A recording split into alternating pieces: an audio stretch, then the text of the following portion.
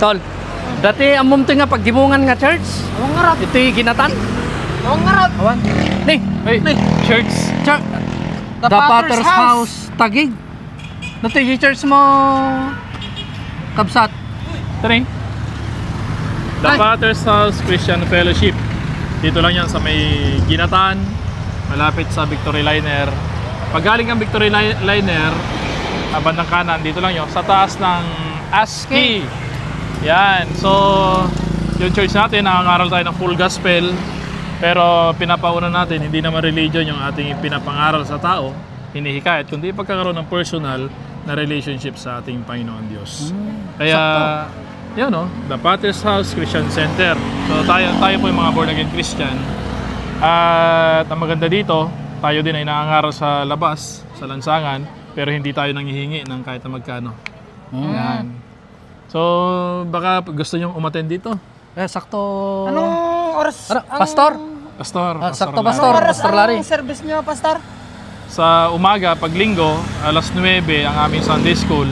Tapos alas 10 naman ang worship service. Sa hapon, meron din. Meron din, sakto. Halimbawa, talaga hindi ka nakadalo sa umaga at gusto mong magsimba pa rin sa hapon, alas 5 hanggang 6:30. Yun. Pwede ka doon. Pwede. Pwede Oo, ka ako doon. sa umaga. So yun, Ikaw sa hapon. dito lang sa taas ng ASCII Isare Grocery. YSA Grocery. Grocery. Sige. Sa mga kapatid natin dyan na nasa abroad, yung mga taga-Ginatan, Sito Ilagan Isabela, kung may mga kamag-anak kayo na narito at wala pang dinadalawang church, open po. Welcome po sila sa The Potter's House.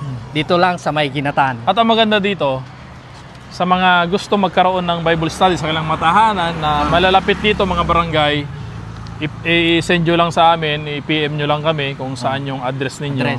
At pupuntahin namin kayo. Kung merong gusto magpa-pray, may mga karamdaman, magkaroon ng counseling, ay pwede rin yun. Pwede tayo magkaroon ng Bible study. Kung mga hindi makalakad, papunta sa church, kami na po ang pupunta sa inyo. Kaya gaya ngayon, nag-ikot-ikot tayo, nag-house to house tayo para sa ganun ay maabot yung mga tao na lalo sa mga wala pang nadadaluhan.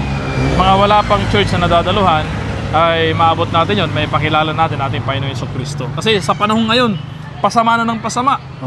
Ang mundo nating ginagalawan, napakaraming sign na. At ito na, sabi nga, we are in the last days. Kaya kinakailangan ngayon pa lang ay magkaroon tayo ng relasyon, matibay na ugnayan sa ating Panginoon Diyos. Amen.